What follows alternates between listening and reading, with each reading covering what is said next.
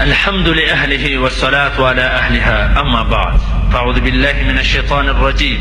بسم الله الرحمن الرحيم.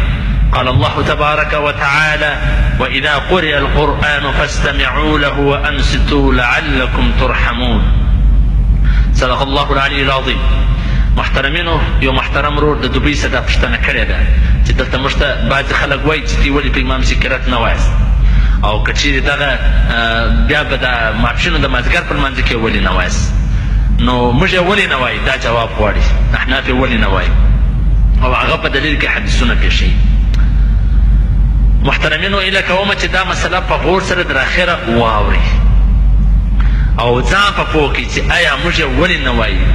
دا زموږ دونې غټه ډله په چپه خو به نه روانه، دغه په کروړاو په دغه علما چې د هغه وخت سره تېر سوي دي دا خو به پر چپه نه روان. لږه واورئ، د خپل مذهب په باره کې ځان خبر کړئ چې موږ یې ولې نه وایو. در اخره محترمینو په غور سره واورئ او ځان په پوه کړي، بیا به ښه در معلوم سي خپل مذهب. دا کوم آیات چې ما ستاسو مخ ته وړاندې کړي، په دې کې الله جل شانو فرمایي چې کله قرآن ویل کېږي فاستمعوا له، نو هغه په غور سره واورئ، وانصتو او خاموشه ودرېږئ لعلکم ترحمون. الله به په دې باندې به رحم وکړي. د دې په تفسیر کې مفسرین څه وایي، راسي د هغو دا واورو. عن محمد بن كعب القرظي رحمه الله تعالى قال: كان رسول الله صلى الله عليه وآله وسلم إذا قرأ في الصلاة أجابه من وراءه إن قال بسم الله الرحمن الرحيم قالوا مثل ما يقول حتى تنقضي الفاتحة والسورة، فلبس ما شاء الله أن يلبث ثم نزلت: وإذا قرئ القرآن فاستمعوا له وأنصتوا لعلكم ترحمون، فقرأ وأنصتوا. حضرت محمد بن کعب قرظي رحمه الله فرمایي چې رسول الله صلی الله علیه وسلم چې به کله په لمانځه کې قرات کاوي، نو مقتدیانو به هم پسې قرات کاوي. تر دې چې نبي علیه السلام بسم الله الرحمن الرحیم وویله، مقتدیانو به هم دغه رنګه ویله. تر دا چې سورة فاتحه او سورت به ختم کړي، دا معامله روانه وله تر دې چې دغه آیات نازله سوه: اذا قرئ القرآن. نو بیا به نبي علیه الصلاة والسلام قرات وایي، صحابه به خاموشه ولاړ وله. تفسیر ابن ابي حاتم الرازي رحمه الله جلد نمبر 4 صفحه نمبر 259 حدیث نمبر 9493. راسي لږ د شیخ الاسلام ابن تیمیه دا واورئ چې هغه سلفیان الحدیث ول اکثره دغه خبرې پېښوي چې هغه څه وایي. قال العلامة ابن تيمية: وقول الجمهور وهو الصحيح، فإن الله سبحانه وتعالى قال: وإذا قرئ القرآن فاستمعوا له وأنصتوا لعلكم ترحمون. قال أحمد: أجمع الناس على أنها نزلت في الصلاة. حضرت ابن تیمیه رحمه الله تعالی فرمایي چې د جمهور حضرات قول صحیح دی، ځکه چې الله جل شانو فرمایي چې قرآن ویل کېږي نو په غور سره واورئ او خاموشه ودرېږئ، پر دې به رحم وکول سي. امام احمد رحمه الله فرمایي چې دغه د ټولو خلکو پر دې باندې اتفاق دی چې دغه آیات د لمانځه په باره کې نازل سوي دي. فتاوى ابن تيمية رحمه الله جلد نمبر 22 صفحه نمبر 150 باب صفة الصلاة. عن ابي هريرة رضي الله تعالى عنه قال: قال رسول الله صلى الله عليه وسلم: انما جعل الامام ليؤتم به، فاذا كبر فكبروا، واذا قرأ فانصتوا، واذا قال غير المغضوب عليهم ولا الضالين فقولوا امين. حضرت ابو هريره رضی الله تعالی فرمایي چې حضور صلی الله علیه وسلم ارشاد وفرمایي چې امام د دې دپاره جوړیږي چې دغه اتباع وکول سي. کله چې هغه تکبیر ووایي نو تیم تکبیر ووایست، کله چې هغه قرات شروع کړي نو فانصتو خاموشه ودرېږي، او چې کله هغه غیر المغضوب علیهم ولا الضالین ووایي نو تی ووایست آمین. دغه حدیث په سنن ابن ماجه جلد نمبر 1 صفحه نمبر 1 او دغه رنګه مسلم ابن ابي شيبه جلد نمبر 3 صفحه نمبر 202 رقم الحديث 3810. سنن النسائي جلد نمبر 1 صفحه نمبر 140.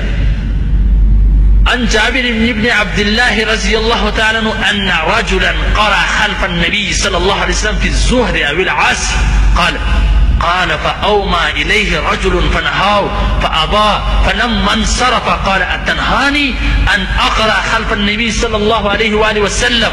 فتذاكرنا ذلك حتى سمع رسول الله صلى الله عليه وسلم فقال النبي صلى الله عليه وسلم: من صلى خلف إمام فإن قراءة الإمام له قراءة. حضرت جابر بن عبدالله رضی الله عنه فرمایي چې یو سړي د نبي علیه الصلاة والسلام پسې په مازدیګر یا ماسپښین لمانځه کې قرات وایي، نو یو سړي د هغه طرف ته اشاره وکړه او هغه د قرات څخه منع کړي، لیکن هغه قرات څخه نسو منع. در دې چې کله د لمانځه څخه فارغه سو نو هغه منع کولو والا ته یې وویله چې تاسو د نبي علیه الصلاة والسلام پسې قرات کولو څخه ولې منع کولم دي. د دې خبرې مذاکره شروع وله چې دا خبره رسول الله صلی الله علیه وسلم واورېدله. نبي رسول الله صلی الله علیه وسلم ارشاد وفرمایي، څه یې وفرمایله؟ فقال النبي صلی الله علیه وسلم من صلى خلف امام فإن قراءة الامام له قراءة. نبي علیه الصلاة والسلام څه وفرمایله؟ چې د امام شاته چې لمونځ کوي نو د امام قرات د مقتدي قرات دی. او دغه رنګه عن جابر رضی الله تعالی عنه قال رسول الله صلی الله علیه وسلم من كان له امام فقراءة الامام له قراءة. حضرت جابر رضی الله تعالی عنه سمروي ده چې رسول الله صلی الله علیه وسلم فرمایله چې د امام قرات امام څوک لمونځ کوي نو د امام قرات د قرات دی. او دغه رنګه عن عبد الله بن عمر رضي الله تعالى عنه كان إذا سئل هل يقرأ أحد خلف الإمام قال إذا صلى أحدكم خلف الإمام فحسبه قراءة الإمام وإذا صلى وحده فليقرأ وكان عبد الله لا يقرأ خلف الإمام. حضرت عبد الله بن عمر رضي الله عنه سأل سؤال وكل سوء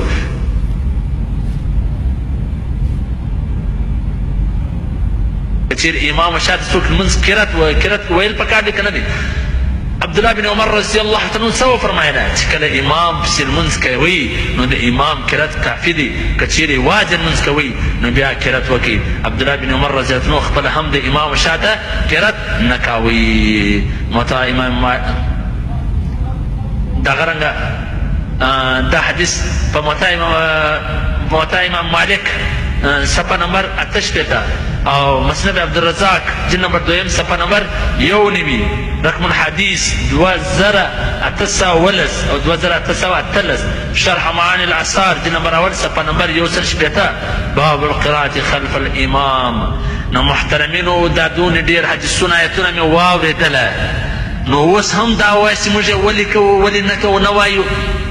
ګوره دی چې په دې کې خبره ابا چې دا ضعیف دي دا کمزوري دي دا دې ته ضعیف کمزوري دي موږ ته نه دي.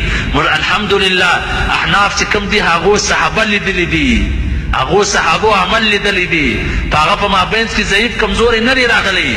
دا چې 300 بعد کې دی پیدا کېدله دې ته چې حدیث را رسېدی بیا ضعیف او کمزوري پکې راغلی. موږ خو د امام ابو حنیفه صاحب صحابه لیدلي دي او هغو د صحابو څخه حدیث اخیستی دي، یا به د هغه په مابینځ کې یوه واسطې یا به دوې واسطې. دا چې دې را رسېدي 15 شپږ واسطې پکې پیدا شي نو خامخا په مابینځ کې یو غلطي. زموږ په واسطو کې غلطي کمزوري نشته محترمه. په خود څنګه چې زموږ مذهب دی الحمدلله دا ټول اصل ځان نه وایي، دا حدیثونه آیتونه چې موږ تاسو شیخ الاسلام ابن تیمیه چې هر ځای کې سلفیان د هغو خبره کوي هغه هم دا ویله چې مه یې وایي چې امام قرات وایي. تاسو خاموشه ودرېږئ او په کوم مازدیګر او ماښام ماسپښین کې دي هغه وایي د امام قرات د مقتدي قرات دي.